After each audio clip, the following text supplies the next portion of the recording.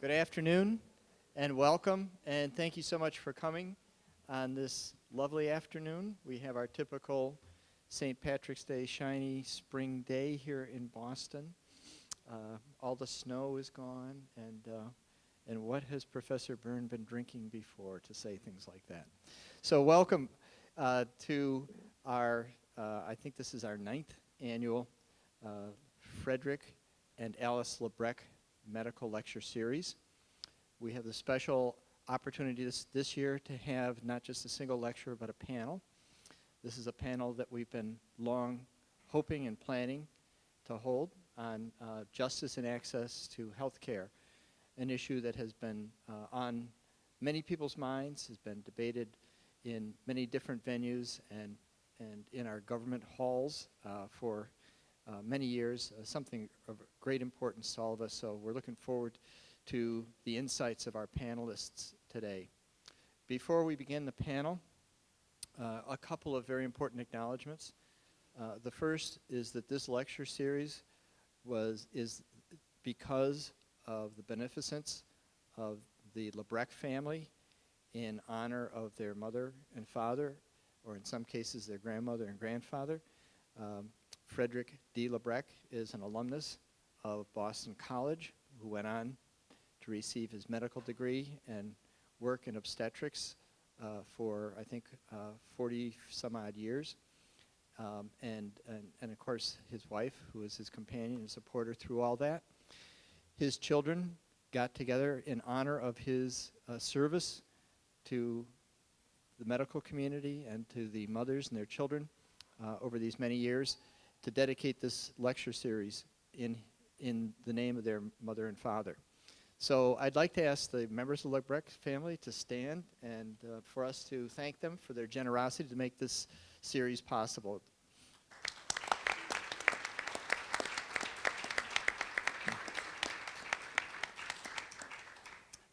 People who are involved in university administration are always grateful to benefactors. Not all benefactors are as actively involved in the gifts that they make to the university, and the Labrecque family has been steadfast in attendance and support and recommendations for this lecture series, so we're very grateful to them. We're also very grateful, or I'm personally very grateful, to two people in particular, Carrie Cronin, who is known to many of you as a teacher and a mentor and an all-around wonderful human being who is right now moving chairs around to make it possible for people to sit, but has been moving a lot of other moving pieces around to make this possible.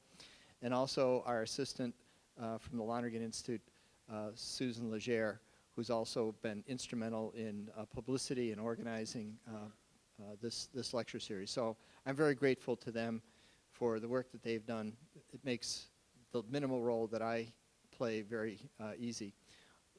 We also have present a number of members of the Labrecque Medical Ethics Planning Committee, and I don't think I know if everybody's here. So if you're a member of the Labrecque Planning Committee, would you please stand up so that we can thank you for your participation in making this possible also.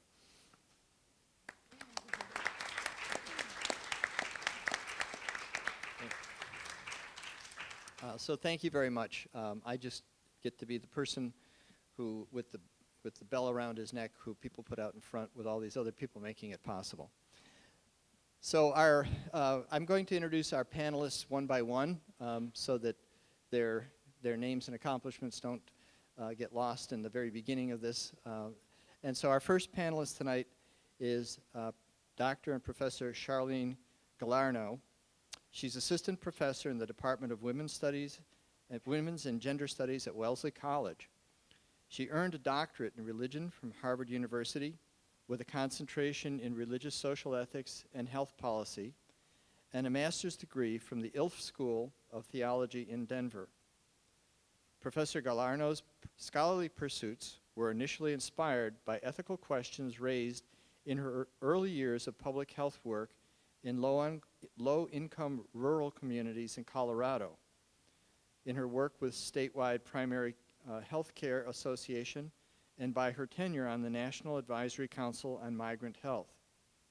She began her faculty life in community health program at Tufts University, with a second appointment at Tufts Medical School. She has been faculty in Harvard's clinical bioethics course, as well as a medical ethics fellow at Harvard Medical School. At Wellesley, Charlene's teaching includes courses in feminist bioethics, women and health, and global health. She's been faculty in Wellesley's Madeleine Corbell Albright Institute for Global Affairs and has been honored with Wellesley's Pinarsky Prize for Excellence in Teaching. Charlene's central research focus now is a book-length manuscript on communities in contemporary theories of justice in healthcare and in the U.S. health policy. Other research interests include ethical dimensions of the Affordable Care Act's exemption for healthcare sharing ministries, healthcare reform on immigrants, and U.S. blood donation policy. Her work appears in Health and Human Rights, the Hastings Center Report, the American Journal of Bioethics, Public Health and Ethics, and the Journal of Healthcare for the Poor and Underserved. So it's my pleasure to welcome a local faculty member from Wellesley, Dr. Charlene Galarno.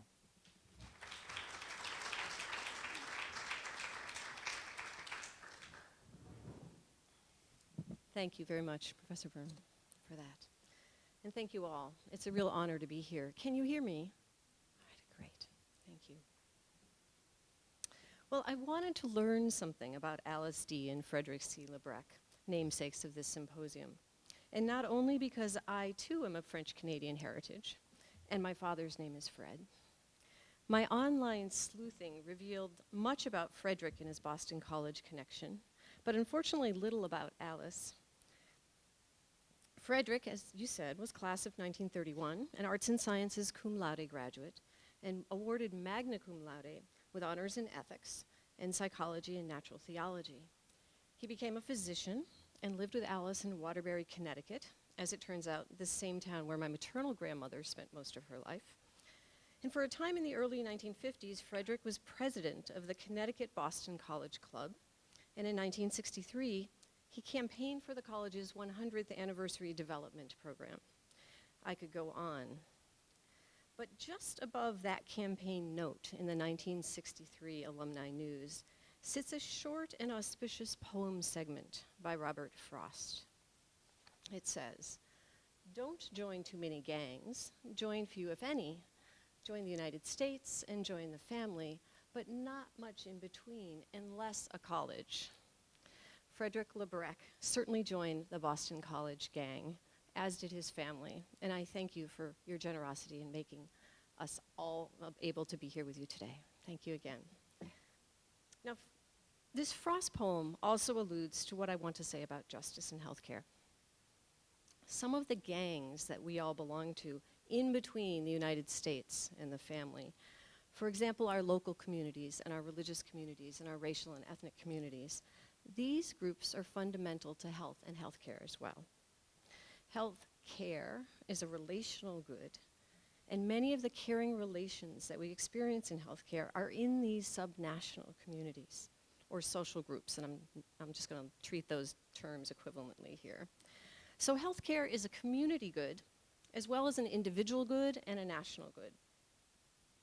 This multi-layered social nature of healthcare has implications for justice and just access to care. Individuals and the nation are essential moral participants in the creation of just healthcare, but so too are communities. More on justice soon.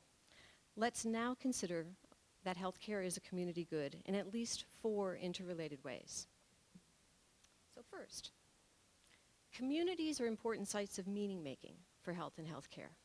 It is largely in our communities that we learn, negotiate, revise particular understandings of health, illness, needs, and care.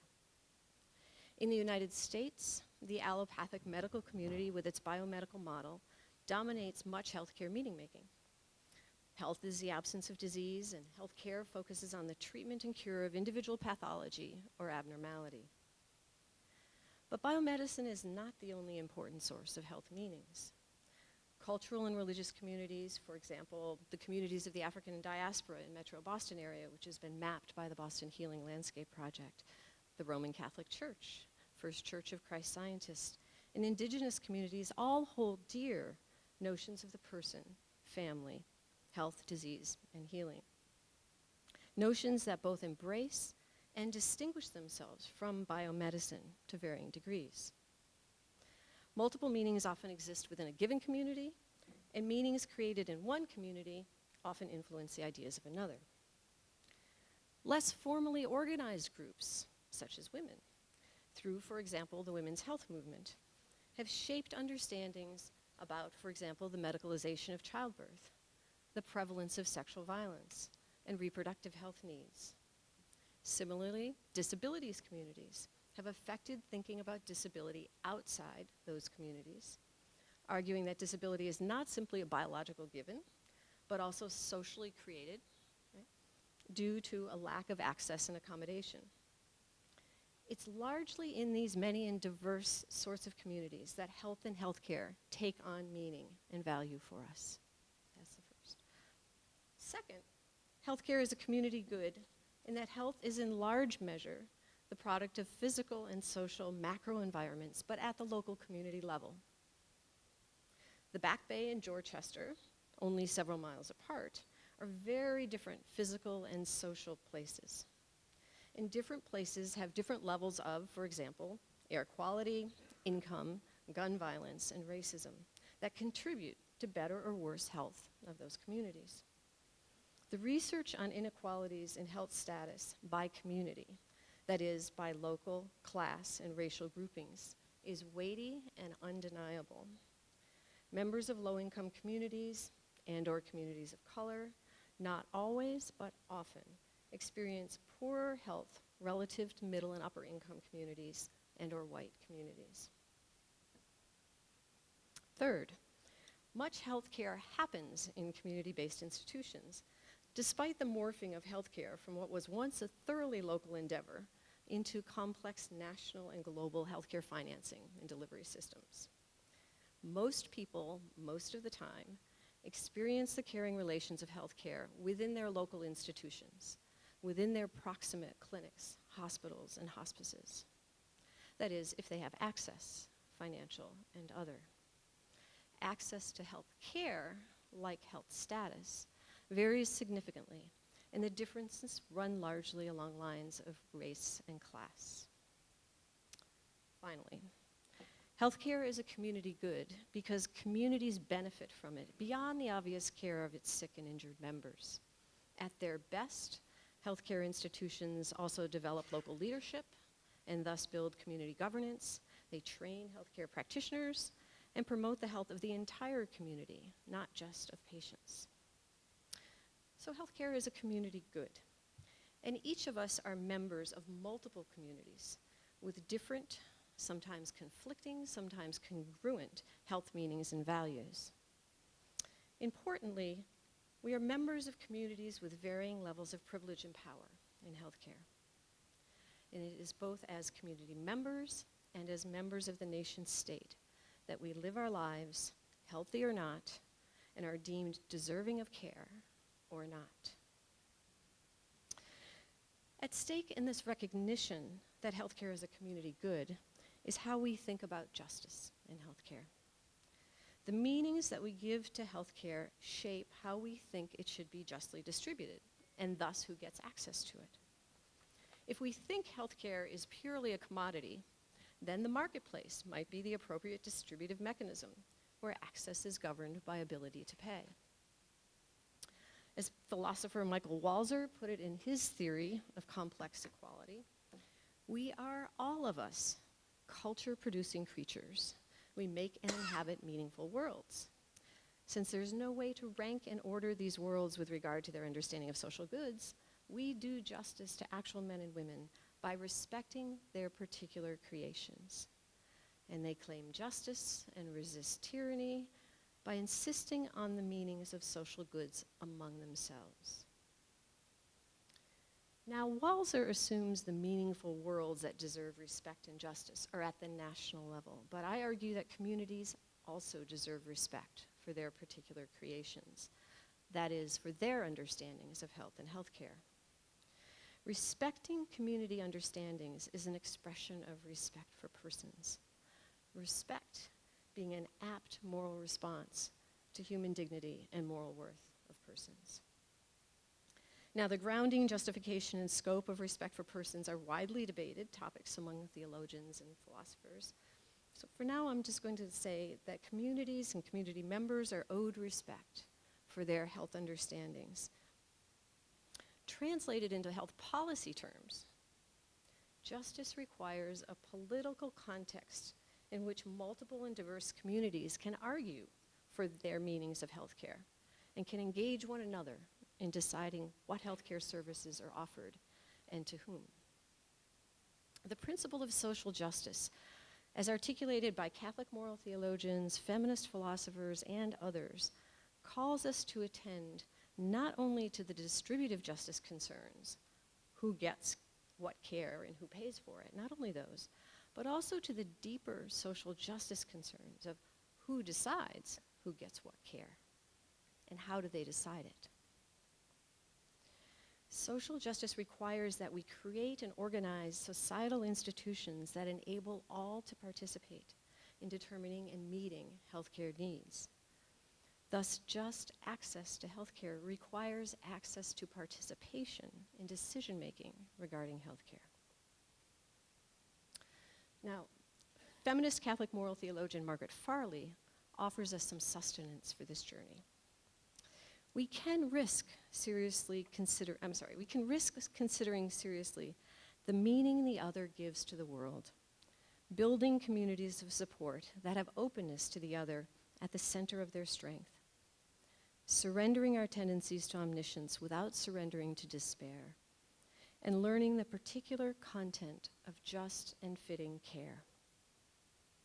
Now, learning the particular content of just and fitting care in healthcare in the United States today requires some moral and institutional imagination. Imagine with me for a moment this vision of institutional conditions that just might respect all by allowing all to participate. Imagine that the country is divided into geographically defined healthcare communities, roughly sub-state size, let's say, depending upon population. These communities work with the national level of healthcare regarding financing and delivery of care. Community health boards receive annual capitated payments from a national healthcare trust fund that finances the delivery of services in the communities. The amount of payment is based on the number of members and overall community health status. The national trust is financed collectively through a healthcare tax on persons, and a national budget for healthcare is determined based on aggregate needs of communities and healthcare's relative priority among other important social goods. Imagine that the community defines one or more packages of benefits compatible with agreed to, not necessarily shared, but agreed to understandings of health and healthcare. Each community resident chooses a healthcare provider responsible for providing them with a package of benefits, and multiple communities may work together to address common health problems or to consolidate certain administrative functions. So that's sort of an institutional vision.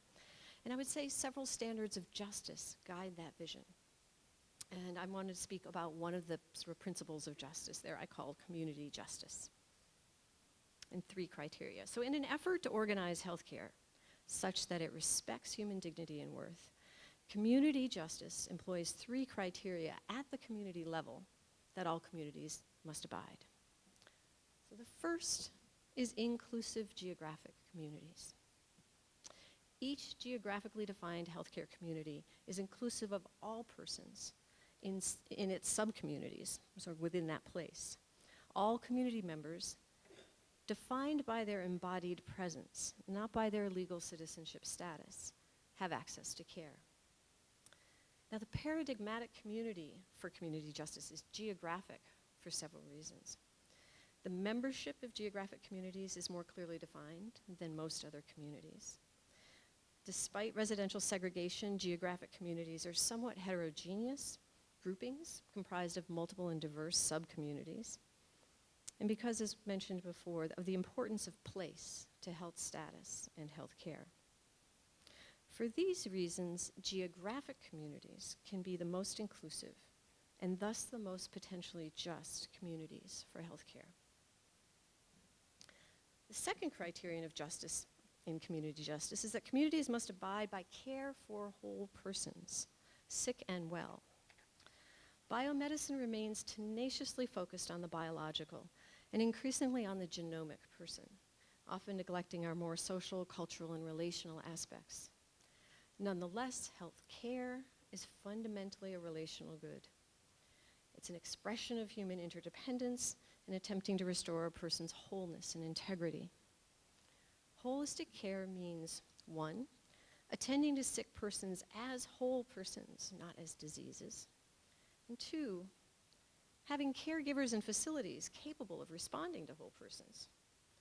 Institutionally, this means training more culturally diverse, culturally competent, and holistic caregivers, as well as offering more team care involving not only professionals across the biomedical spectrum, but also cultural and religious healers, non-professional caregivers, and family members.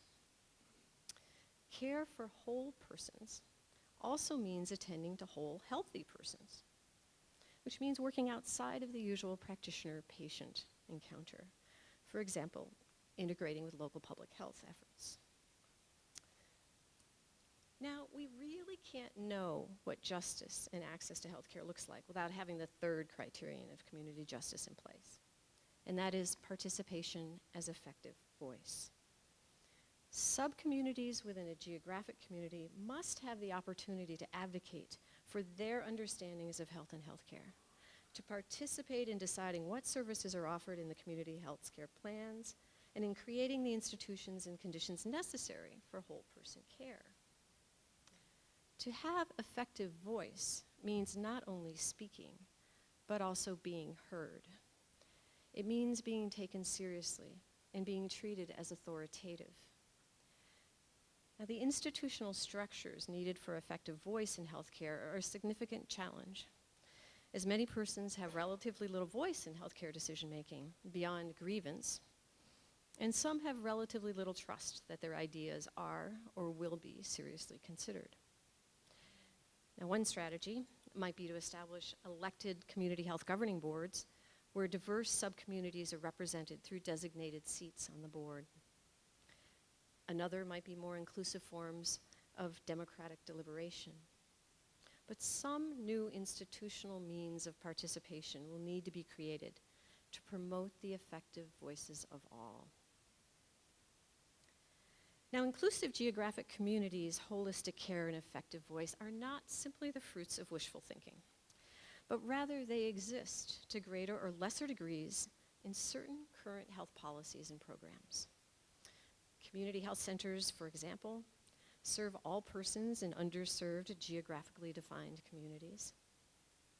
They often offer care beyond the typical biomedical model, and they are governed, not simply advised, by community-based boards, one strategy for effective voice. Another policy that points to community justice is the Affordable Care Act's community benefit requirement, right? That nonprofit hospitals carry out a community health needs assessment that has the potential to expand whole person care and participation. To summarize, it is the principles of social justice and respect for persons that ground the criteria of community justice, inclusive communities, whole person care, and participation as effective voice. In the end, justice in healthcare is justice in the making. Our ideas are firmly held, yet ultimately provisional, for as more communities participate and are heard and respected, our ideas of what just healthcare requires will change. To bring us full circle, just access to healthcare should be guided, at least in part, by the particular meanings and creations of some of those in-between gangs that Frost warned us against joining too many of. My rejoinder to Frost could well be, in the words of yet another Canadian member of the Boston College gang, the late Bernard Lonergan, to grasp the contemporary issue and to meet its challenges calls for collective effort. It is not the individual, but the group that transforms the culture. Thank you very much.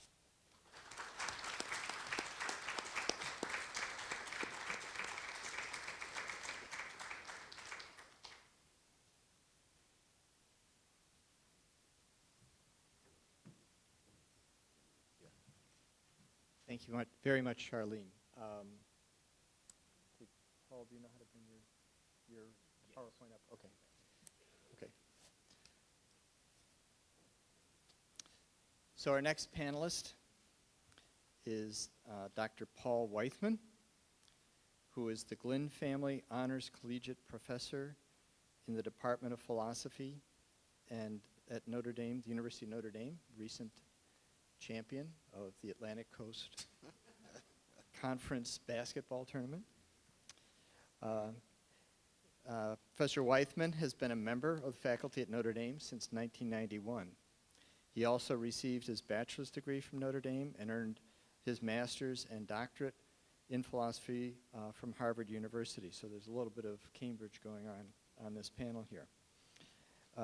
There he wrote his doctoral dissertation, Justice, Charity, and Property, the Centrality of Sin to the Political Thought of Thomas Aquinas, under the direction of John Rawls and Judith Sklar.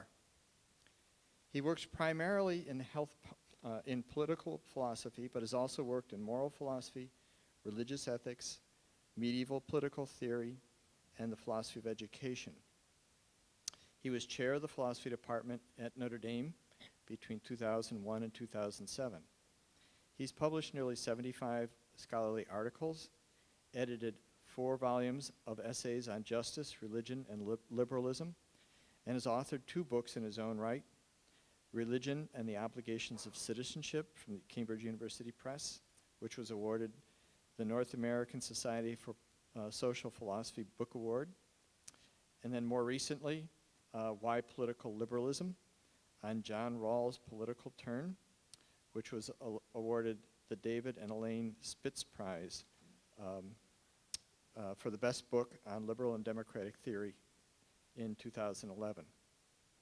He currently directs the interdisciplinary minor in philosophy, politics, and economics at Notre Dame and co-directs the Glynn Family Honors Program. He's won the Knab Teaching Award, a Joyce Award for Excellence in Undergraduate Teaching, and the Thomas P. Madden Award for Outstanding Teaching of Freshmen.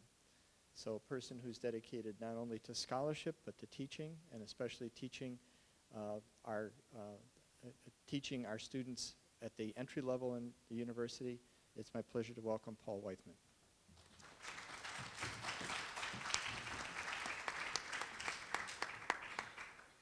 Thank you very much. Now I'll see if I do in fact know how to bring this up, though I believe I do. Well, here it comes. All right.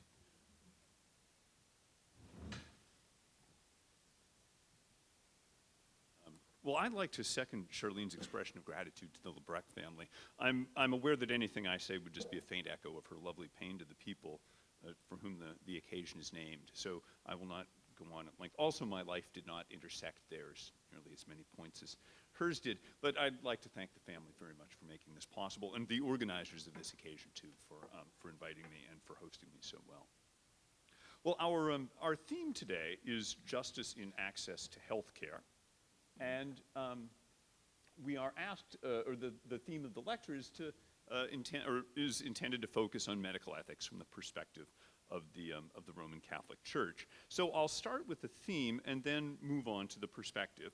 And I'll then take a look at how 2 different federal budget proposals now on the table would require us to handle health care funding over the next decade and ask what the prospects are, and should either one be adopted, for the Catholic Church's desiderata on healthcare reform to be satisfied. Well, I'll understand healthcare provisionally as medical treatment.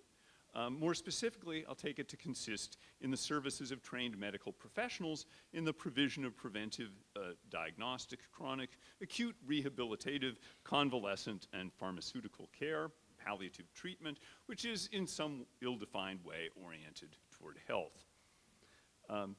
Let's think of access primarily as a logistical matter.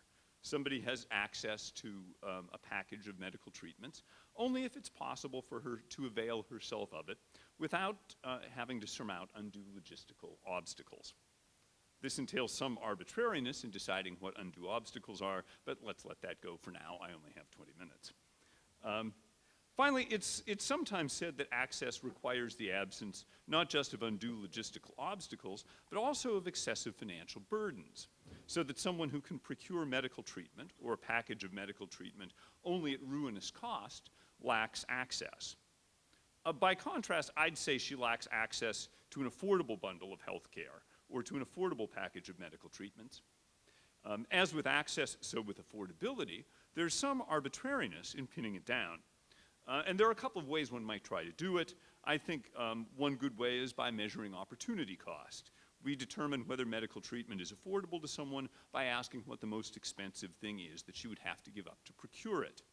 This seems to me a more reasonable and less regressive way of determining affordability than just asking about the percentage of income that it would consume.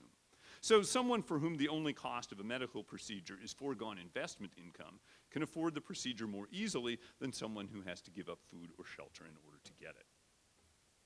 Well, with these preliminary clarifications in place, we can pose some questions about justice and access to health care. Is there some package of health care services which everyone ought, as a matter of justice, to be able to avail herself without having to surmount undue logistical obstacles and without having to incur opportunity costs which are too severe? If so, what's in that package and how is that to be determined? To whom must the package be accessible? That is, who exactly is included in the scope of everyone? Does the phrase, as a matter of justice, refer to a right to health care? If there is such a right, against whom is the right held, and how is it grounded? Well, let's now look at some of these questions from the perspective of the Roman Catholic Church. There are many sources that feed Catholic thought about health care. I can't begin to survey them all. Instead, for simplicity's sake, I'll convey the position on health care promulgated by the American Catholic bishops collectively and through their spokespeople. Now, at least since the publication of their pastoral letter, Health and Health Care, in 1981, the bishops have been consistent advocates of health care reform. A statement for the record by Bishop William Murphy gives 8 criteria for health care reform, which are echoed in a somewhat more recent statement on health care issued by the Leadership Conference of Women Religious. Now, for our purposes, the most important criteria of health care reform that the bishops have adopted are the 4 that I've listed on the slide. Priority concern for the poor, that is, whether it gives special priority to meeting the most pressing health care needs of the poor and underserved, ensuring that they receive quality health care services.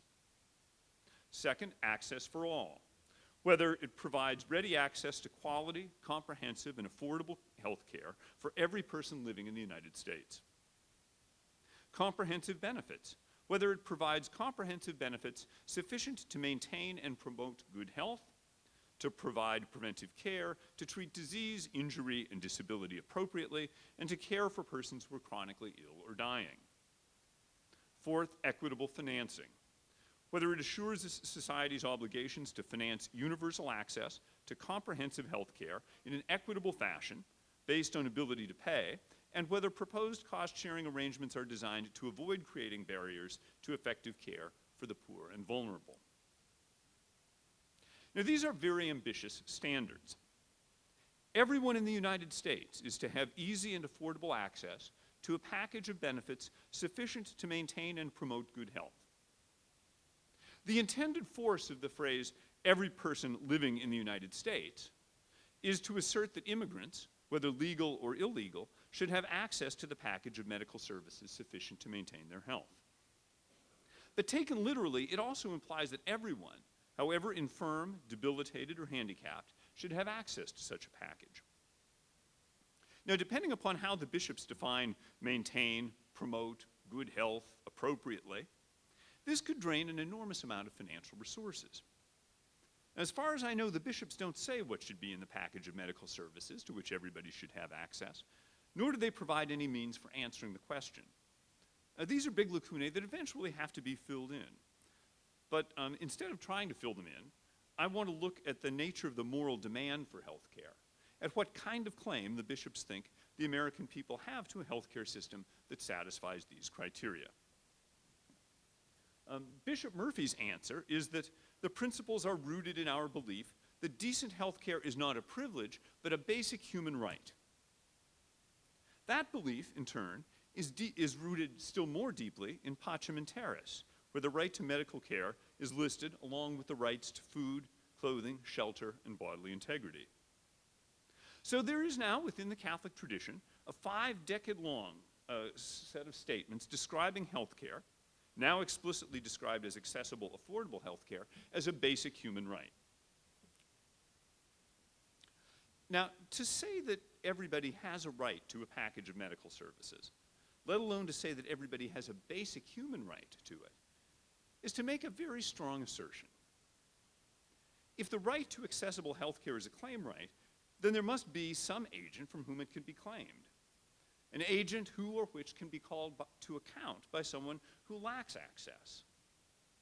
Is this the case with health care? Well, suppose that because the labor market in health care provides inadequate incentives for medical professionals to serve a given population, that population faces significant logistical obstacles to obtaining medical treatment. Then the rights of members of that population to easy access is violated or incompletely satisfied. According to the U.S. Department of Health and Human Services, there are 6,100 health professional shortage areas in the U.S. If these are areas where health care is not easily accessible, then it follows from what the bishops say that basic human rights are violated on a grand scale. But if rights are being violated, who's violating them? Now, it might seem that the answer is no one. There's no agent or group of agents who have blocked or denied access to health care. Rather, it might be said, this is a case of market failure.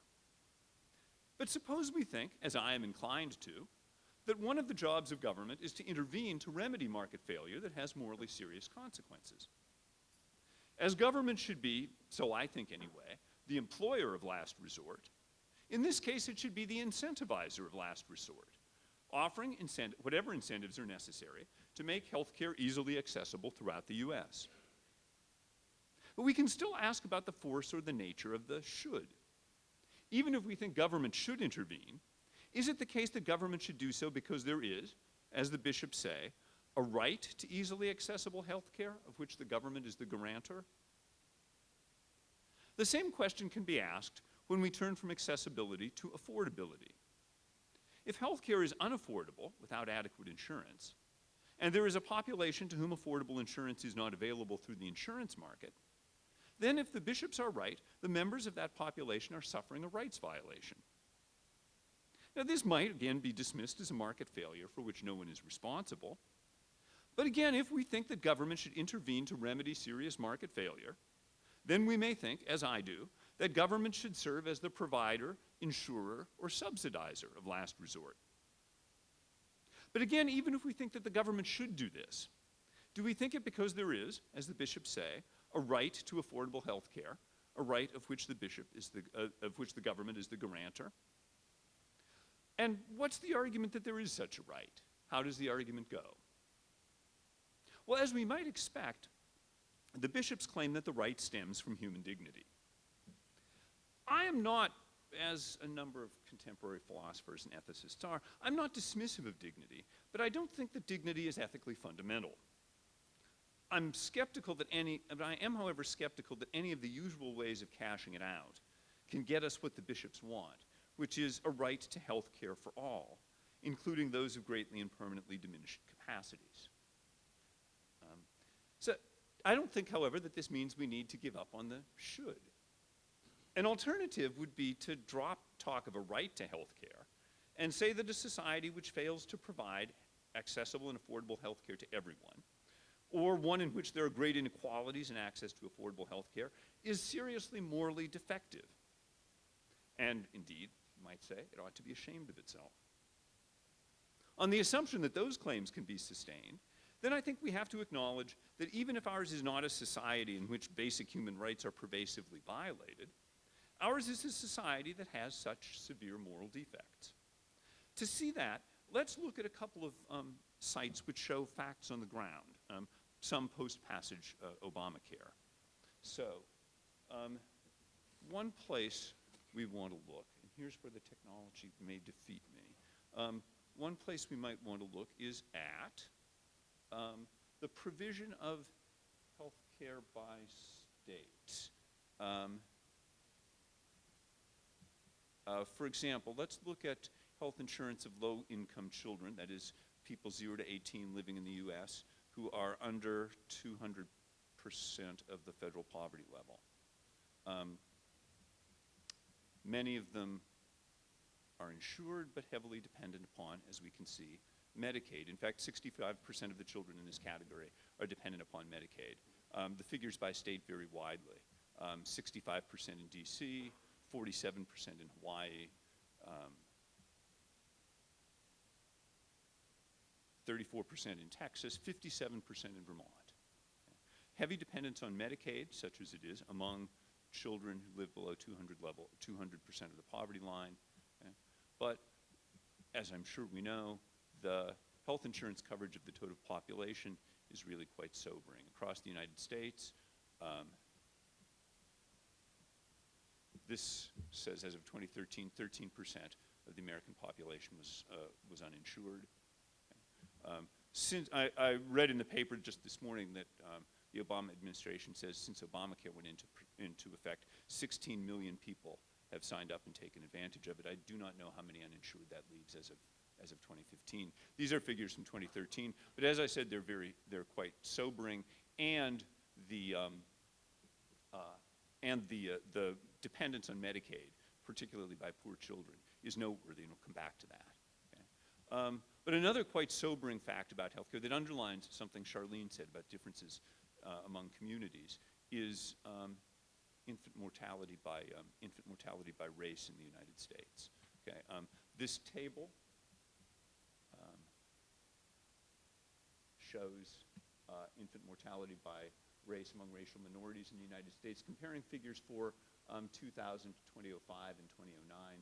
You can see that even in 2009, there were infant mortality was 12 per 1,000 births among black non-Hispanics in America, 8 per 1,000 births among American Indians and Alaskan Natives. The figures among white non-Hispanics are much lower, as you can see. Particularly sobering, I think, is to compare those figures with what we see when we look at infant mortality by country. This is a lovely site, if I can.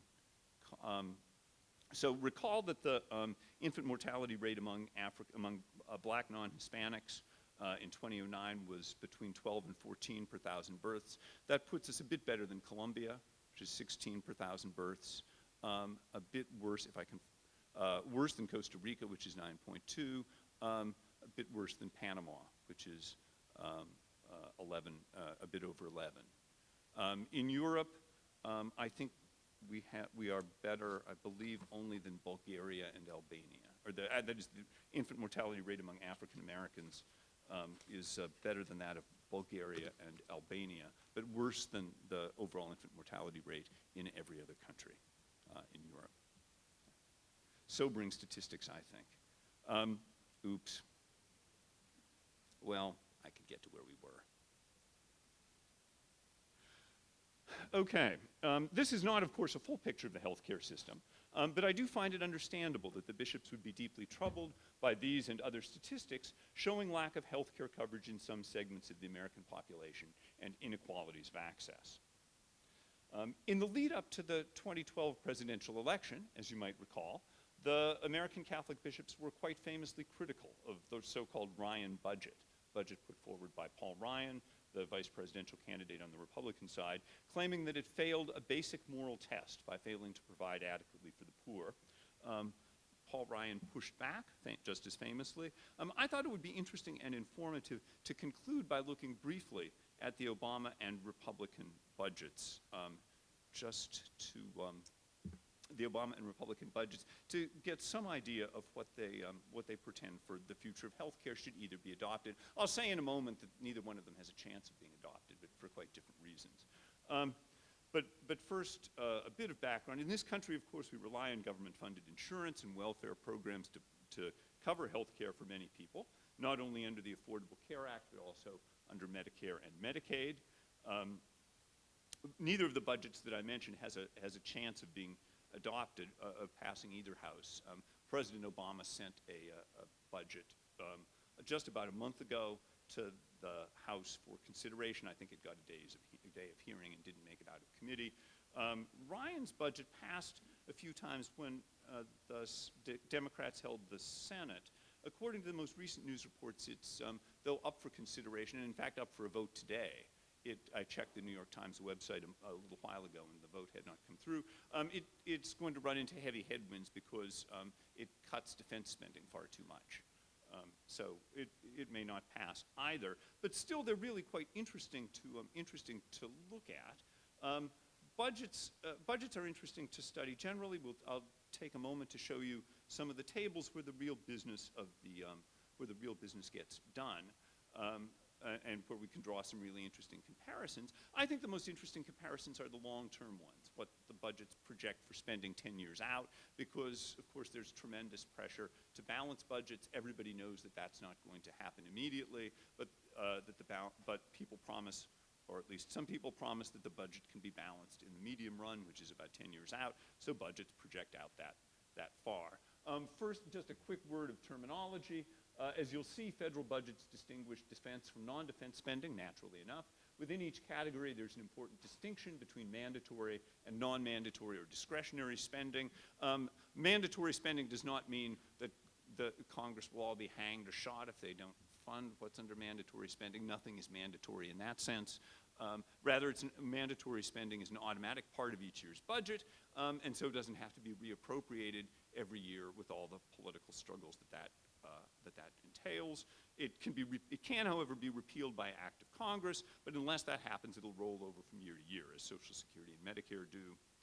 Discretionary or non-mandatory spending does require yearly appropriation, and we'll see shortly what the category of non-defense discretionary spending includes.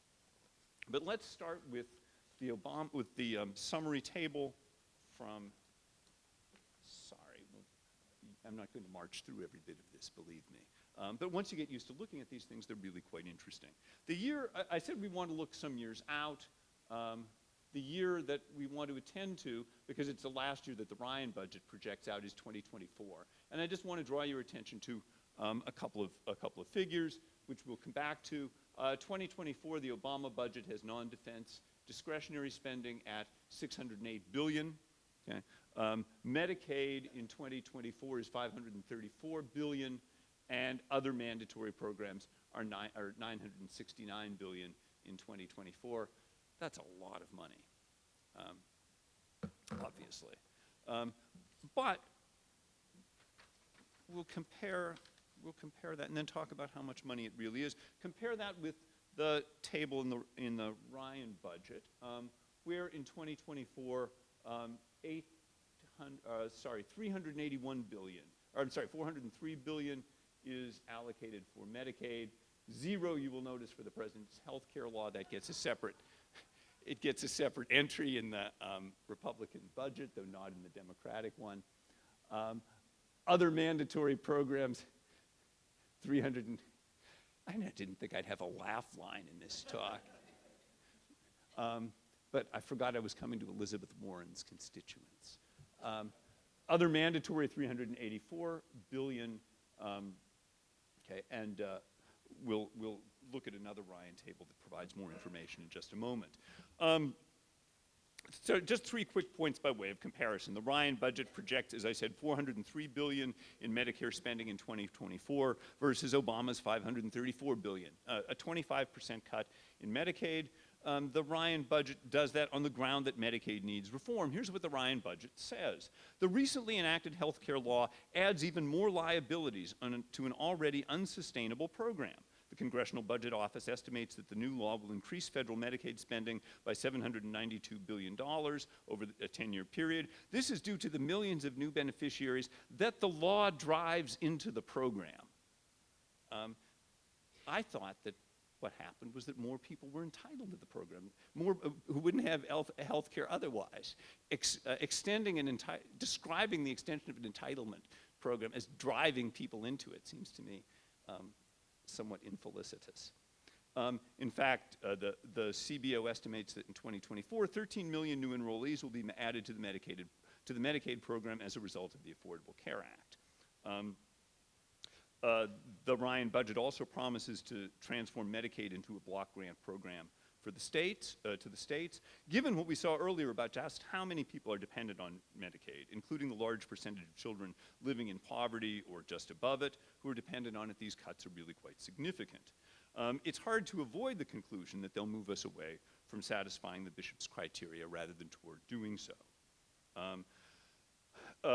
The other point I'll note by way of comparison is that other mandatory in the Ryan budget in 2024 is, other mandatory is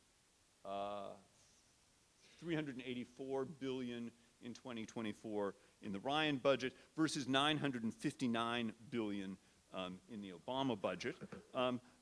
None of these, nothing in other mandatory programs is health care as I've understood it, but this is a very significant cut in social service spending, and some of those cuts may well affect the health care of those whose services are cut for reasons that Charlene emphasized in her talk. All right. Sorry, I've got a slide. Oh. This is a list of the other mandatory programs which will be cut by $600 billion versus the Ryan budget versus the Obama budget. It includes things like supplemental nutrition assistance, supplemental security income, family support, child nutrition, military retirement, CHIP, social services, a number of services that will be cut quite dramatically in the Ryan budget versus the Obama budget. Now let's take a quick look at another table from the Ryan budget, Path to Prosperity. Here we can see defense and non-defense discretionary broken out. $460 billion in 2024 for darn it. $467 billion in non-defense discretionary spending under the Ryan budget versus $608 billion under the Obama budget, a cut of about 25%. Okay. As you can see, a significant amount of non-defense discretionary spending is in healthcare, specifically healthcare and healthcare research. So there too we see a significant, what looks like a significant cut in the provision of healthcare in one budget compared to the other. Okay. So I will close with a question and leave you to think about how it should be answered. No doubt the path to prosperity achieves considerable cost savings over the next 10 years, but will it move us closer to meeting the bishop's demand of affordable and accessible health care for all? Thank you very much.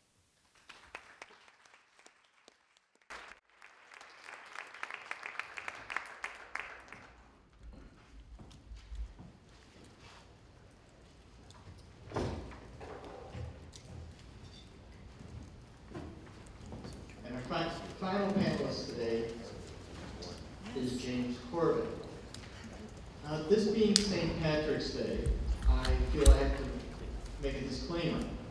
There are some, I see some white hair in the audience, there are some who may have been misleadingly attracted here, knowing that there was going to be a James Corbett on the stage, thinking it was the famous gentleman Jim Corbett, who defeated the great John L. Sullivan for the heavyweight championship of the world. My grandfather used to sing the praises of Gentleman Jim Corbett. For those of you who came for that reason, I'm sorry, but you're actually here. You're very lucky because we have a different James Corbett. This is the James Corbett who's the Senior Vice President of Community Health and Values Integration at Centura Health, a multi-state integrated health system and the region's largest healthcare provider, serving Colorado and western Kansas. He's a fellow at the Harvard Medical School, Division of Medical Ethics. Mr. Corbett holds a Master of Divinity and a Juris Doctorate, a law doctorate in law. And he was appointed for a 4-year term to the National Institute of Health's National Advisory Council for Nursing Research by Human and Health Services Secretary Kathleen Sebelius.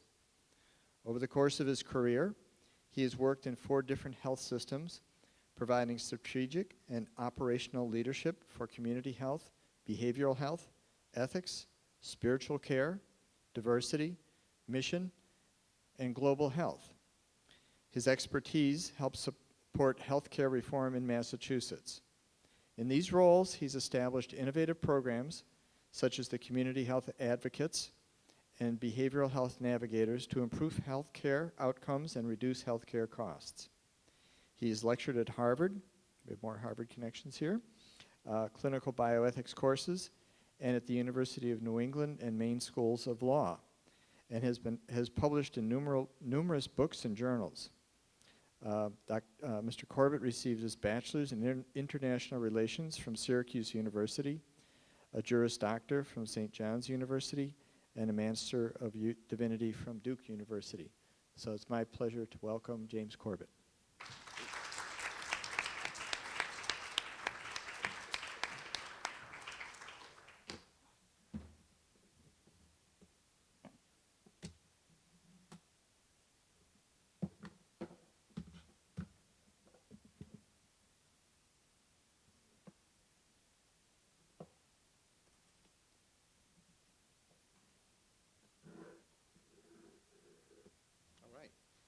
All right, well, thank you. Very happy to be with you today.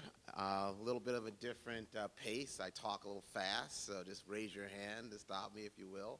Happy to talk about justice and access and delivery from theory to practice. So, I do some teaching, but my day job is I'm an executive in a health system. So today you're going to get an inside look from the C-suite of healthcare and what that means for justice to access.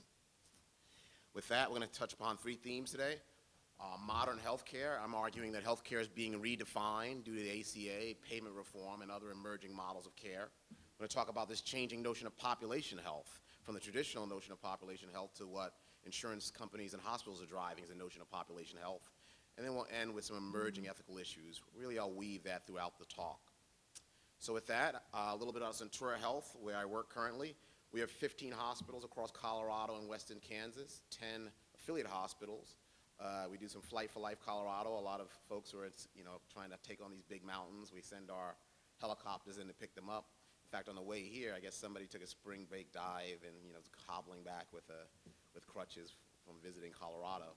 I'm part of a system within a system, if you will, and this is the new emerging, norm with healthcare. It's hard to find independent hospitals these days. They're all part of these systems and mega systems. So although I'm a system, we also are within 2 other systems. On one side is Catholic Health Initiatives, 105 hospitals in 20 states. And on the other is the Adventist Health System, 45 hospitals in 10 states. So Centura Health is a mix of both Catholic and Adventist hospitals, and that shapes our care. Here's our mission. Much like many faith-based institutions, we have this mission that has both theological and social import. Theologically, we extend the healing ministry of Christ by caring for those who are ill and by nurturing the health of the people in our communities. With that being said, turn right into modern health care with a quick look back into health reform. So as we all know, health reform, many argue, is kind of modeled after what happened in this state. I think that's half right. Really, this state really just covered the first part, insurance expansion and the individual mandate. This second part, I believe, is still rolling out here, and it's also rolling out with the U.S. health reform. So in many respects, other states will be catching up. And the central component is this delivery system reform. ACOs, patient-centered medical homes. Let's unpack what that means and then have a brief conversation about what that has to do with access. So accountable care organizations, people talk about those a lot. Think of them as partnerships between providers and others to work to improve the health of those patients in its network, and to do so by hitting some quality metrics and reducing the cost of care. Think of it as the big tent. ACOs, you want to have everything under your tent, because if you have to go outside that tent for the care of that population, it becomes very expensive. So you either want to build it or you want to partner to have these things in place. Obviously, what's driving a lot of this is a triple aim: better care for individuals, better health for populations, and lower growth in expenditures. So our first potential ethical concern is when the patient goes to the doctor, does he even know that this is in the framework? Does the patient know that you're thinking outside of his individual care or her care, that you're thinking much broadly what this means for the broader population and what this means in terms of lower cost? Individual patients might be saying, what does that have to do with anything? I didn't come here for that. I came for my individual care. But this is the new tension that's being set up by these three strands and holding them in place at the same time. So I'm going to unpack what's, these new models of payment. To do so, I'm going to get into a little bit of like some kind of technical talk.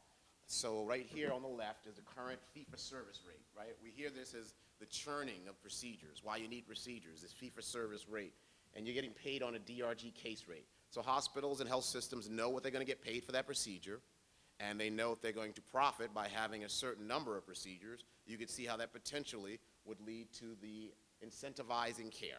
Some would argue overutilization of care. On the right side, we're moving to these risk contracts. Think of them as budget-based care. So in that model of care, we have a certain budget based on your usage the previous year, and our goal is to keep you under that certain budgeted care, and by doing so, we can share in that savings. There's a savings. You can share in that with physician groups and others. So those are the two models.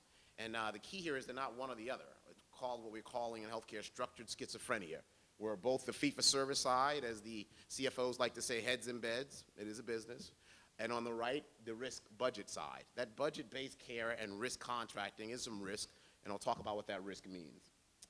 So here are the steps. If you think about modern healthcare, you have the fragmented fee-for-service on the bottom, and then certain folks are slowly moving up the chain to get into this ACO model of care. Along the way, you hit some pay performance metrics, potentially some bundled metrics. You got the PCMH, patient-centered medical home. The key is that when you get to that full risk, ACO, up and downside risk, that's when you see mountains move. That's when you see hospitals operate a little bit differently and focus a little bit more on preventive health at times as a result to keep folks under a certain budget. What does that all mean? Here's a perfect example. So on the left, and this is just an example, right? On the left, we have a 25-year-old healthy woman with a 5,000 projected benchmark. Once again, that benchmark is based on the previous year's usage. Her cost of care for the year, she stayed healthy, we kept her in the gym, was $3,000. So it's a little bit more complicated than this, but roughly the hospital in that model makes $2,000.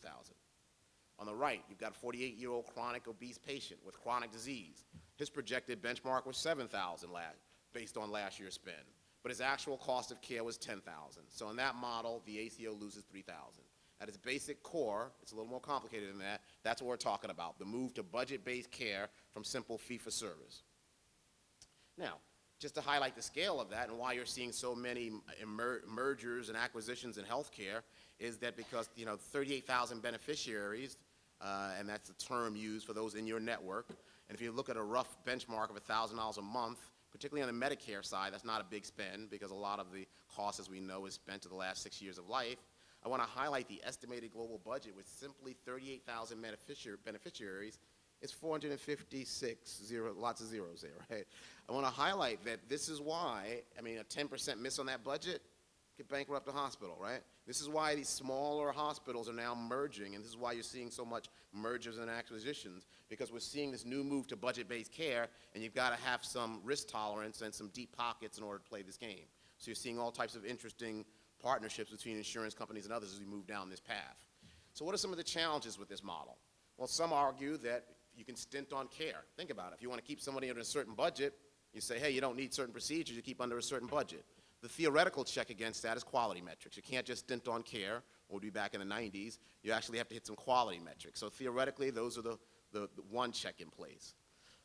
But other risks are in place. Theoretically, it happens. Providers can be, through incentives or disincentives, you can cherry pick the healthy patient back to that model. Who do you want in your network? The healthier patient who's in the gym already, or the overweight patient who's going to be a little bit more complicated? Those are the ones theoretically that could be lemon dropped.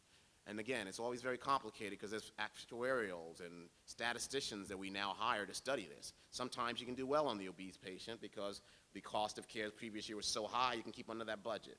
This is a complicated inside baseball strategy of healthcare now that's really driving a lot of what's occurring. Two other themes to think about with that from an ethical standpoint: teaching to the test. Are we focused on these quality metrics I indicated and hitting the financial metrics, Or are we thinking about a broader notion of health and what that means to healthcare?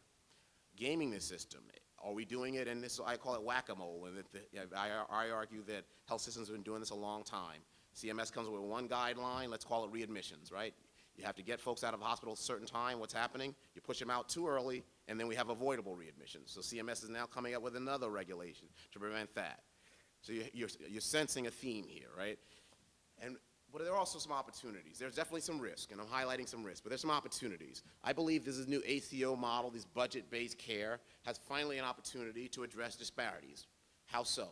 Because finally, you have to look at all the factors that impact health. If you want to keep somebody under a certain budget, you can't just look at their medical conditions. You look at their environment, their behavior. You can focus on things, get to know these populations a little better, rather than saying, well, they didn't follow the protocol, speaking English or not, it's up to them. No, wait a minute, we have a budget now. So we're driving them to figure out all these issues, cultural or otherwise, that shape the budget-based care. One example of that is before my job currently, I was right here in Massachusetts working for Steward Healthcare, and one of the things we put in place with a for-profit health system was free delivery for 30 days of healthy meals. We would do fridge inspections, and inevitably we'd find rotisserie chicken in the fridge of those who had suffered from congestive heart failure, packed with sodium. And that type of salt, the nursing students in the room were shaking their heads, that type of salt would increase their sodium levels and potentially bring them right back into the hospital, right? So what we did was delivered low sodium meals, culturally appropriate, to these patients. And by doing so, we reduced their chance of readmission, lowered their cost of care. This is the type of innovative models of health care that this type of funding puts in place. I'm going to change to population health. All the rage now in healthcare from the executive side of the room is this focus on population health. But it's a very different population health than what you've heard about in typical ethics scenarios, right? The health of these broad populations in different communities. This notion of healthcare on the cover of Modern Healthcare Signature Leadership Series in the Healthcare Executive. And if you want to know what health execs are reading, these are 3 good journals to start in. Particularly for those of you looking for employment when you get out of school. I want to highlight there's opportunities for you in healthcare, particularly Catholic healthcare on the executive side. I have a law degree and a master's of divinity. In some respects, I'm very odd with that mix, but it's a perfect degree to get in to be an executive in a health system. Generally in Catholic healthcare, they have these positions such as VP of Mission. My title is VP of Community Health and Values Integration, but it allows you to take your theological learning, your passion for ethics, your knowledge or desire to work in healthcare, and move into administrative roles. That can't be overstated because we're going to need more folks who have this type of view. But back to population health. And in order to push this point, I'm going to do a little, kind of a metaphor, if you will. So I'm going to talk about art. So no one would argue that this is art, right? No matter what time of history you're in, you would argue that's art. But art is also changing. Today you could argue that that's art, right? And then we know that there's street art currently. And these are different notions of art. Now clearly in the time of the Mona Lisa, if somebody said, well, look, this is art as well, they would have been laughed at. But we understand now art and meanings and words change over time. And I'm arguing that the similar change that we see in art, we're seeing in healthcare with this term population health. Here's another example where a lot of folks probably on this campus wear Che Guevara shirts. It's cool, it's hip, but do they know what it even means? It's been redefined by culture, right? Some argue this is postmodernity, reshaping concepts, terms, and meanings. So this same thing is happening with population health. I want to highlight the traditional notion of population health, and there was a conversation about geography in the presentation, is defined by geographies, right? Paul Revere started public health theoretically in this great state, and it was defined by that geographic boundaries. And is defined by those individuals in public health and also nonprofits and health systems working together in geographic boundaries to improve that health of that public. The current notion of population health goes back to those contracts I talked about earlier. Where do those folks live? If you have a budgeted-based contract with somebody, that's your beneficiaries. That's the notion of population health that hospitals are talking about. Our goal is to focus on those different folks based on that budget-based care who are in multiple communities. So it defies the traditional notion of population health. It means we have to operate a little bit differently. It means we need to work with multiple different partners in multiple different communities to lift all boats as a way to reduce the total cost of care and improve healthcare outcomes. Here's one of the risks, though. The traditional notion of public health and population health kind of was built for the long history, a respected history of improving the general health of the population. This new notion of population health is very different. And the real risk is that because change just happens and words and meanings change, that we can have this new notion of population health with a stamp of a public approval of public health. That's the great risk, and that's something that we need to all think about and bring public health folks to the table in ways that help them understand this. Bring ethicists to the table in ways that help understand this. And this is important business because I argue that the best way for us to reduce the cost of care is working with community groups across multiple geographies, getting them to row in the same direction. I personally believe we need more resources in some of these communities. We need more aligning of existing resources and less duplication so we can row in the same direction to reduce the cost of care.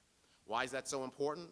Because by right-sizing care, by getting folks to have care in the right location at the right time, there's a 20 to 25% reduction in their cost of care as you move from the highest academic teaching hospitals to smaller community hospitals to clinics to homes.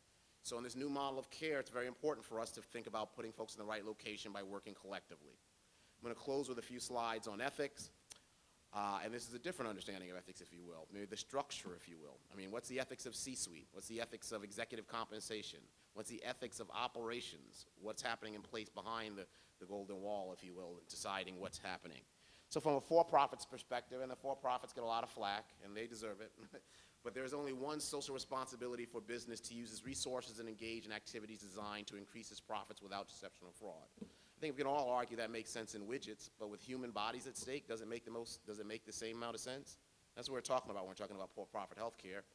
But on the other side, nonprofits, they deserve their lumps as well, because we know that a lot of these nonprofit hospitals are focusing on things where they can generate revenue and are not focusing on the treatment of the low income or uninsured, which is why we give them that tax-exempt status, right? We don't do it to give hospitals these tax-exempt statuses because we like them. And you know, in this state, we have what's called payment in lieu of taxes, and a lot of states are looking at this, at least in Boston, where half of this great Boston is owned by universities and hospitals. So the Mayor Menino, said, thank you very much, Mr. and Mrs. Nonprofit, but we'll go bankrupt if we don't charge you half of that tax deduction in real dollars. So they pay 50% in taxes, and the other 50% is put in this nebulous bucket called community benefit. Are you improving the health of the community? And it's scrutinized very closely here to say, wait a minute, that's marketing. You're looking for revenue from that. That's not a community benefit. Our taxpayers didn't sign up for that. So a lot of action in this notion of community benefit. Here's the key, though. With Medicaid expansion, we are seeing a tremendous drop across the country in the amount of charity care provided by hospitals and health systems. So if we had a tax status, if we were charged taxes and we're paid this, and previously due to charity care, due to no Medicaid being in place or the opportunity for it limited, you would say that the hospital's contribution to the community is this. But that number's quickly changing. Charity care is dropping. So when our tax status is this and our contribution to the community is this, we have a problem. That's not how it was intended. Those dollars that are being put back in the coffers should be pushed into communities to community benefit programming, and we all are required to unpack this and understand it and hold health systems responsible as a result of it. And we do know that when you think of access to health care, I don't think we can talk about access in this country without insurance. Insurance drives access. And in some respects, we know that health insurance saves lives. There's a study that is right here in Massachusetts highlighting that the more people who are insured, and it's kind of common sense, right, the more likely you're going to get health coverage. So I think this question of access and health insurance is tied. And I changed my presentation to access and delivery, because what good is access to health care if it's disparate care, if it's ineffective, low-quality care? So I think that's a piece of this conversation. And I put this quote up here by Martin Luther King. He argues, an injustice anywhere is a threat to justice everywhere. And I want to pause for a moment, because what's happening currently in this country with Medicaid expansion, I get it.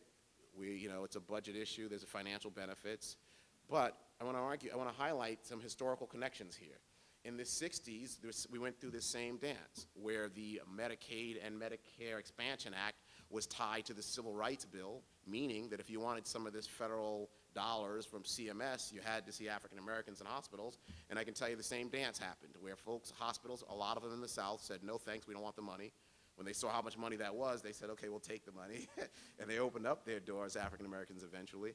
But I think the same theme is happening now. Then it was based on race, now it's based on class. So there's a challenge for us, and if we are really going to take some of the Catholic themes seriously, such as a preferential option for the poor, then it's accountable upon us. I mean, think about that statement for a minute. The preferential option for the poor. That means you put the rights of the poor before your very own rights. And here we are saying that access is tied to insurance, then we have a moral obligation to make sure that we can get the rights of those vulnerable folks who currently aren't allowed to get Medicaid in certain states due to politics on the rolls. We also know that with this merging of health systems I highlighted earlier, one other theme to think about is the principle of subsidiarity. How is it that you get the folks at the right positions closest to the action to be responsible to the care? Think about these multi-state hospital systems when you have somebody in another state who's driving the care of somebody in a small community in another state.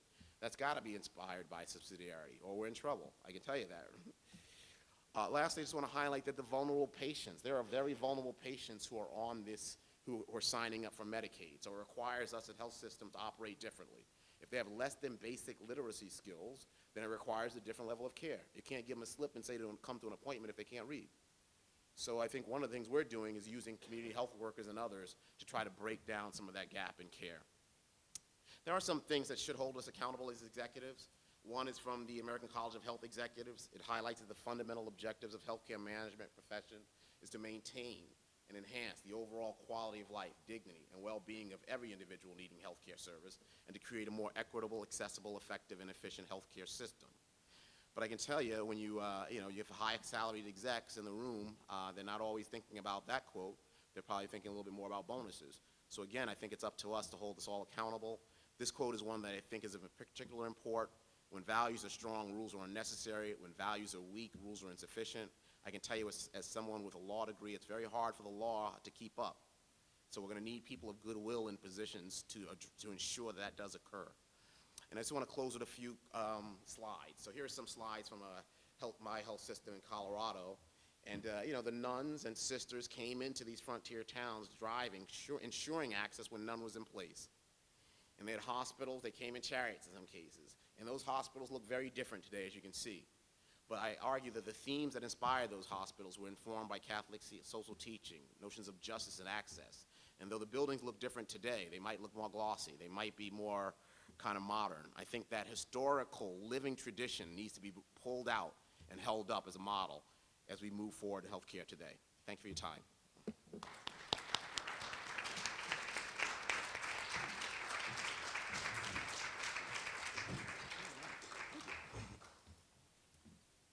Thank you all. Last week we conferred by phone, talked about the possibility of the panelists responding to one another. I think there was a tacit notion that we would open it up to the audience. I just wanted to check and see if anyone wanted to respond to one of the other panelists' presentations. Okay, why don't we open it up to the audience and questions?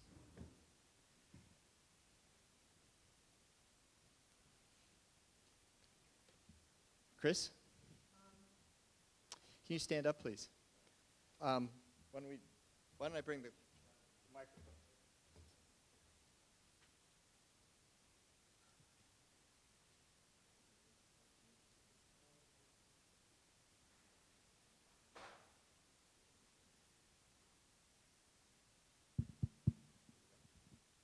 Now, Dr. Gallineau, the institutional vision that you laid out strikes me as remarkably similar to what the NHS already does in the UK and in England specifically. Everything is broken up into regional trusts, and all of the care is, the services provided, et cetera, are operated by clinical commissioning groups, which do have considerable input from the community. But we still see a lot of problems, and it doesn't seem like that has been responsive to the concerns that you've laid out. How do we deal with the bureaucracy and the notions that there are limited funds available to do all of this stuff when we are at the same time trying to take seriously the notion that community notions of healthcare may be different from the established norm within the medical community, especially evidence-based medicine? How do we deal with, how do we resolve that conflict? Thank you. Great question. Let me be clear that the vision that I laid out looked like, I think, the National Health Service in terms of financing, but not so much in terms of delivery. The delivery system that I was talking about would in the United States still be privatized like we are. It wouldn't be a government-run system like it is in the UK in the same way. I don't think we can just adapt or take one system wholesale, and I didn't mean to say that at all. I really, the reason for going smaller scale, I could have invoked subsidiarity on this as well, is that is the place I think that people will have a voice. where there can actually be participation. It has to be a small enough scale to actually have people be able to say something and have it mean something. And when it's just at the national level, it doesn't work, or it hasn't worked very well. And so there has to be some intermediary, I think, group, and partly just because healthcare is so community-oriented, or at least I tried to argue that in all those ways. It seems to me to make sense to include communities. I'm not sure, do you want to respond to that? Or?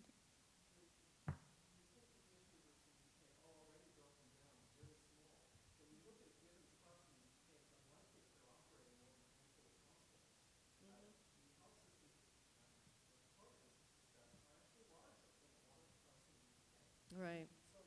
Right. Mhm. Mhm. Mhm.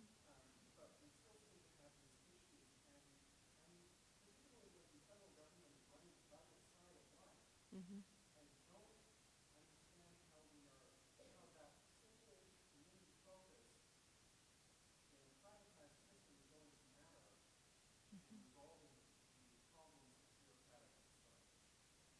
Right. So I think for me, one of the issues of justice is about participation, as I was trying to argue around social justice, is that people have a voice in deciding what kinds of benefits they receive and who gets them and how. And that's, I think, sorely lacking here. And in, again, larger groupings, I don't see that it can happen. Part of what I'd say in the UK, or what I'd want to look at, is what actual power do those community-based organizations have?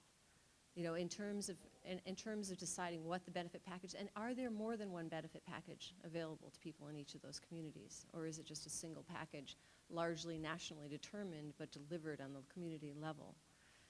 So. Mm-hmm.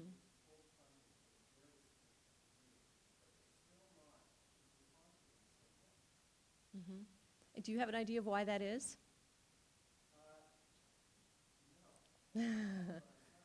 Yeah. Uh-huh. Uh-huh. Well, let me go back to the example that I gave of community health centers. I mean, these are similarly largely federally funded, although much more diversely funded at this point. Community-based boards that can respond to the needs of communities in their geographic areas, required to have community members more than 51% on the board. Right? And I see them. Now, they have problems as well. I worked in them for a long time. I can tell you what some of those are. But there, in fact, I think, is a different level of justice, in part because those people get to decide or have a much more significant voice about what their needs are. I don't know why that couldn't be developed in areas beyond what it is now here. They are able to serve everyone in the community, although they tend to serve low income and underserved people, but they could serve everyone. In some communities, they do serve more people with private insurance. So institutionally, I think that can work. I'm not suggesting that everything happen at the community level. Again, 20 minutes, that's what you got. But some, in my own thinking, there actually would be some services that were determined more at the national level. So I wasn't trying to argue only for communities, just that in addition to a focus on individuals and the nation, that we would also include communities as we think through institutionally what needs to change. So I'm not saying it all should be at the community level. So I just want to jump in and say that it's a theoretical model. It has, and I think you would agree, it has no practical possibilities in this country, regrettably, in some respects. Berwick mentioned that he thought the model was somewhat acceptable, and he couldn't even get, approved because of that. And I will tell you that, I presented last year at Stockholm. I'll present in Italy later in a similar theme. I'll tell you, the for-profit model that's occurring in Europe is something to watch. Because of some of the perceived failures of the current model, a lot of these for-profit hospitals are moving in and providing care. So I think that's upsetting the apple cart, if you will, as well.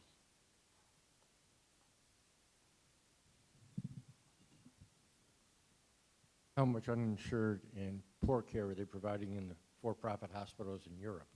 I just thought of that as I was walking up here. That wasn't the question I came up for, but the development of for-profit hospitals is for profit, and they're going after the people in Europe that have enough money to pay for their own care, just like concierge care in America.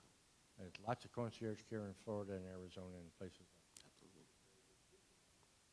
So that's not going to solve the problem we're talking about.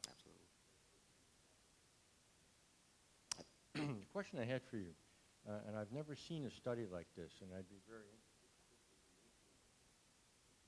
the delivery of healthcare for so long. During the course of about 40 years at the University of Iowa, where we're the primary referral hospital for the state and surrounding states, actually, I've seen what's happened with delivery of healthcare and the payment of healthcare.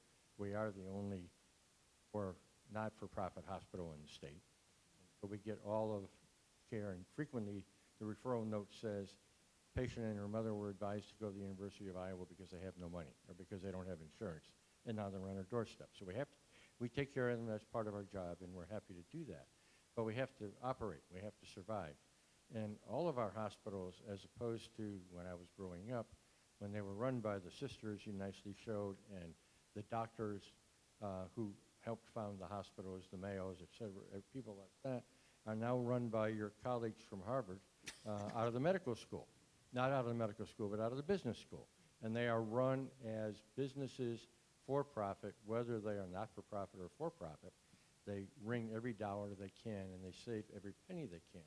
But what I'd like to see is with everything that's put in place, I mean, we have floors of individuals that do nothing but review every single note written every single day in our hospital to make sure, one, that everything that could be charged for was charged for, and two, that nothing is overcharged for based on the current rules of how many elements you have to have in the note that you wrote that day to call it an advanced one or a middle-level one or a low-level one. And it doesn't really matter what you did or how long you spent with that patient. If you don't have a social history that day, family history that day, it's knocked down a notch, which has nothing to do with their care that day. All of those are simple check marks. And as near as I can tell with my years of dealing with the insurance industry, patients, trying to get them appropriate care, trying to get them appropriate medication, and these are ones with insurance, much less dealing with Medicaid and Medicare. They have many more people than we have, but that's why we have all those people hired. They're checking to find some way to refuse care for something that's actually covered in their insurance policy. But if they didn't call and get approval before they came to the hospital on an emergency, oh yeah, no, it covers that for sure, but they didn't call before they came to the hospital. Well, you know, they're sick, they're rushing, they don't know about that, they come running into the hospital. And then they, based on the law, we got a bunch of lawyers up there too, they refuse to provide that care because legally they can't. Morally, ethically, I think that's absurd.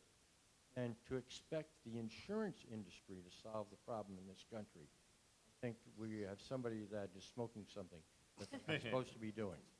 So I'd be interested in your comments on that. Obvious joke. Not necessarily on what they're smoking, but Yes, I didn't mention, a colleague mentioned I'm from Colorado where smoking is legal, so I thought that might come up at some point today. Well, you said a lot, and I agree with a lot of what you said. And are you a physician? A physician, yes. So, you know, I think that the medical industry and physicians bear some responsibility in all of this, right? I mean, you know, if you read the book Paul Starr, The Transformation of American Medicine, you'll see that, you know, this commodification of the medical industry, the, you know, latent power is broken down by breaking into these subspecialties and lobbying aggressively, fighting over who's going to get to do the procedure based on income. I mean, that's part of it. So now the bureaucrats are here, and they're not going away, right? And I'm a bureaucrat, I'll admit it. That being said, I mean, I think that one of the things that kind of fast-tracked the situation we're in now was back to that Medicaid, Medicare Expansion Act. Prior to that, before you opened up the federal treasury to billing Medicaid, the power rested in small local boards, and I'm sure you might have been sat on some. And those local boards raised revenue. A lot of the doctors' wives were there working with those hospitals, and that hospital was their hospital. There was a personal connection there. And they tried to put charity care policies in place and things to support the underserved. But now you're right, it's about business. I mean, for-profit or non-profit, CFOs, there's not a for-profit hospital CFO and a not-for-profit hospital CFO. There's a CFO that kind of works in either network. So it's the same way of thinking. There's a lot of challenges challenges ahead, but I'm very hopeful. I do think this new payment model opens it up to us. I think one of the central issues is the metaphor of grandma. Grandma needs to know, does grandma, one, it's very complicated Medicare at the end of life, right? And getting, Medicare in general, at the end of life, but even getting on Medicare, there's something called Medicare gap and the timing, and we have a crushing issue with, my grandmother just passed away, and I had a lot of learnings on that. A lot of folks don't understand that Medicare is not going to pay for you to sit in a nursing home your whole life, right? That you need a long-term health care insurance. So there's a lot of community education that needs to happen.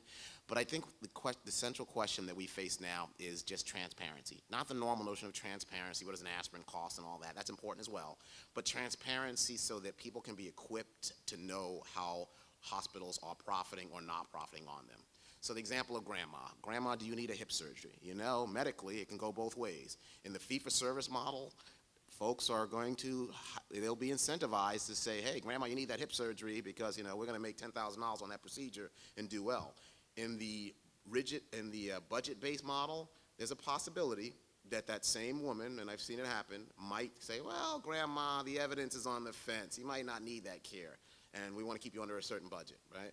So that's one piece. The other piece is Medicaid. I mean, we're underpaid in Medicaid. So you can say, hey, well, why do we have to deal with all this? But Medicaid pays in our system close to 15 cents on the dollar.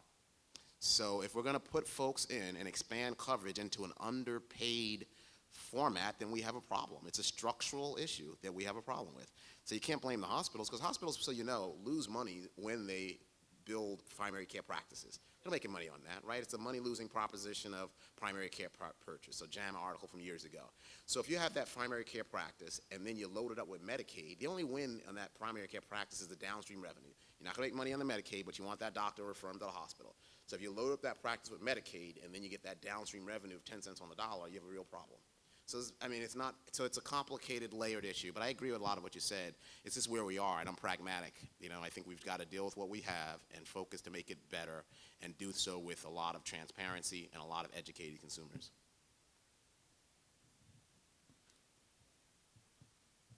Thanks for the presentations. Professor Weithman, I wanted to ask you, but everyone, I guess, what extent you think we can think about justice and access to healthcare by thinking about healthcare in particular? What extent you think we have to think about justice in broader distributive justice sense, or justice in the basic structure and roles? Obviously kind of getting into the details of the budgets to some degree, but I know you've written and thought about distributive justice overall. And so I wonder, as a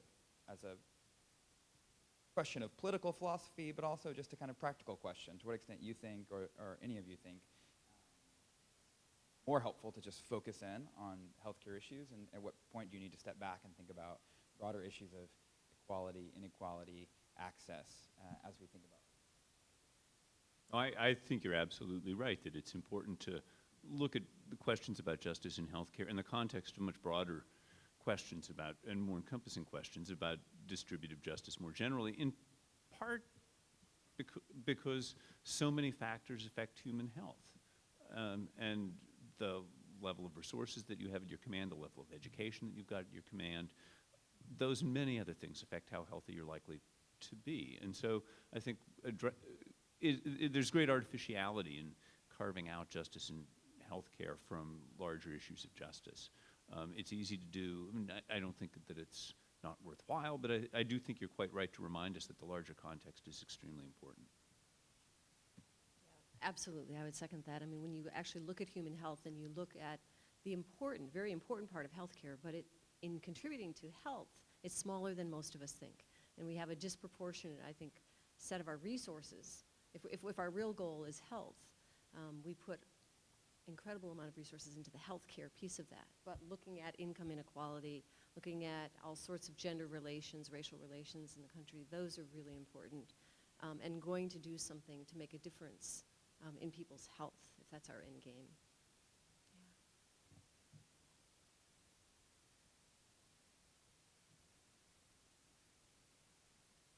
Thank you for your presentations, and I apologize that I traveled in late up in New Hampshire. My interest in healthcare right now is in clinical and organizational ethics. So my question is almost bouncing off of the prior question in terms of how you see the role of a clinical ethicist in the healthcare setting or in the community setting, dealing with the four ethical principles, you know, beneficence, autonomy, no harm, non-maleficence, and incorporating the, well, what Al Johnson did call the four-box method of, you know, medical context or conditions and the harm that might be experienced, patient preferences, and context. So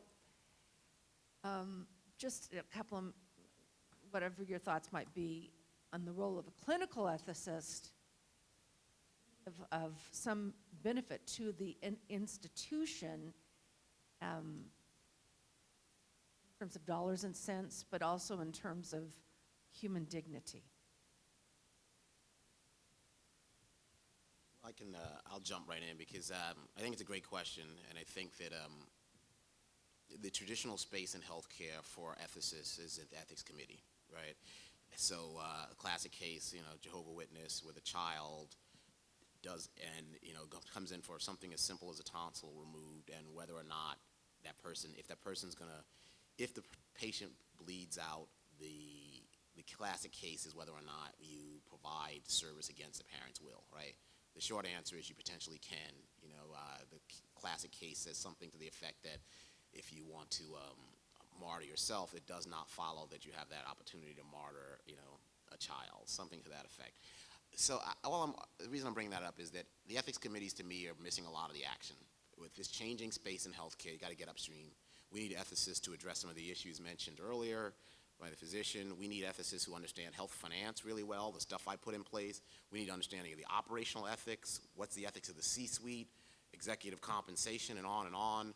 What's the ethics of 80% of our employees being women, yet the leadership looking vastly different? And we've got a lot of issues to address. I'm arguing that we need to look at a different notion of ethics, and we need those maybe from other fields who understand it very well to come in and help and to take on some ethics. You know, back to the quote I mentioned earlier, when values are low, rules are insufficient. When values are high, rules are necessary. The law is not going to do it for us. It can't. I'm thinking high-speed trading, right? It was legal. Was it moral? Hell no. But they got away with it because it was legal. It was this crevice in the law. And with technology happening so quickly, there's going to be more crevices in the law. And I want to reiterate, human bodies are at stake. So I think it's very important for us to kind of get about the business of studying up this new healthcare and putting ethics at the forefront of that. And I fear that if we focus only on the ethics committees, it's important, but it'll be in the background while these other decisions are made that narrow that space.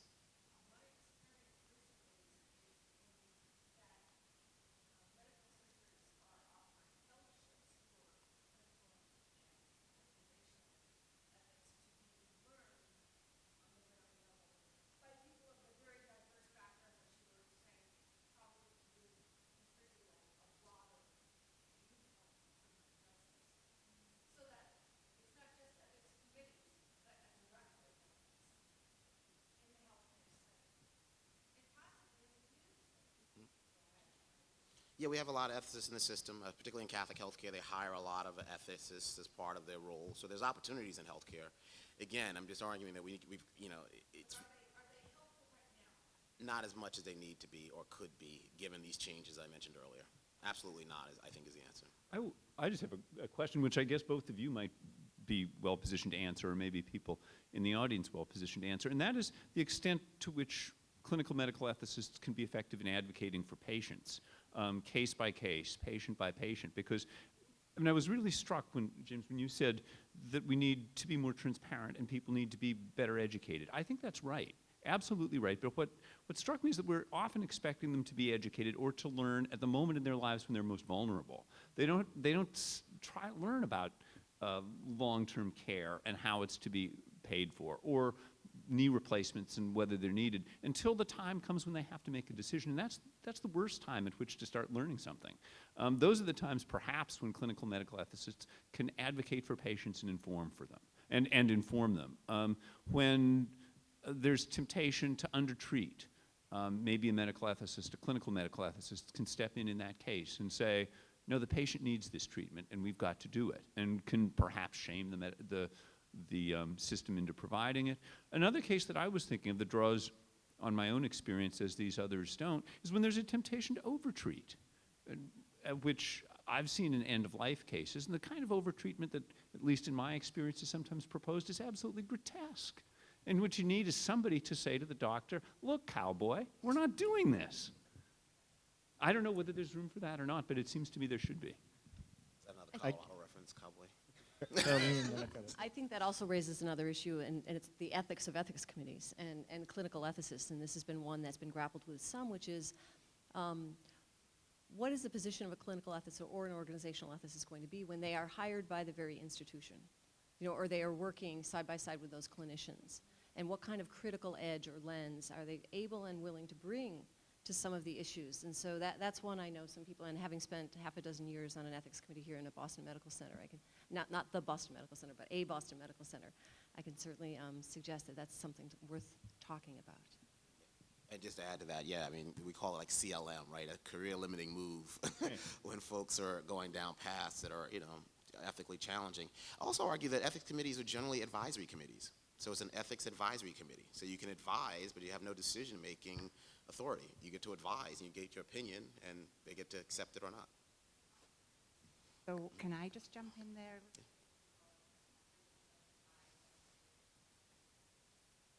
And I think what happens is that actually the people at the bedside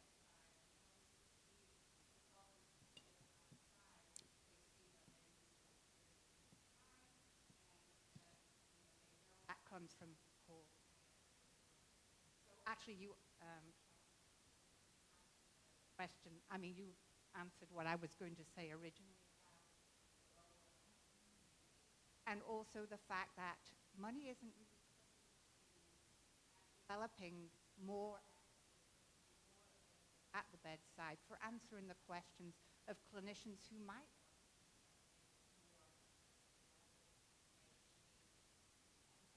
That I think that still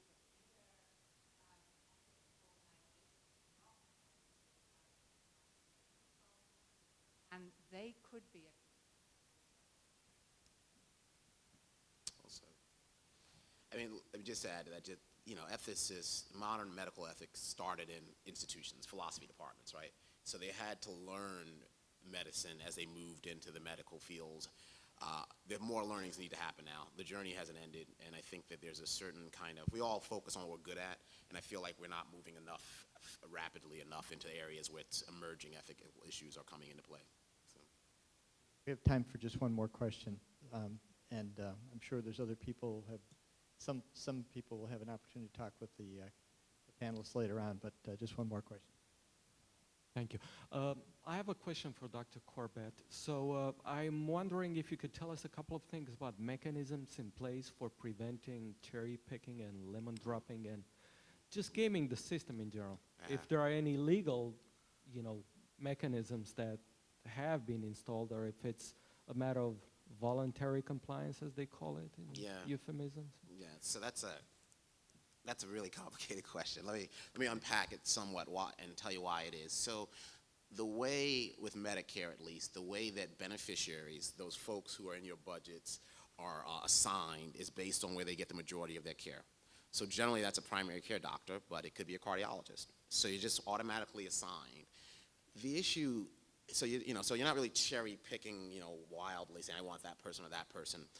But the issue becomes where are hospitals based. You see a lot of hospitals moving into certain areas that are more affluent with a better case mix. That means lower Medicaid.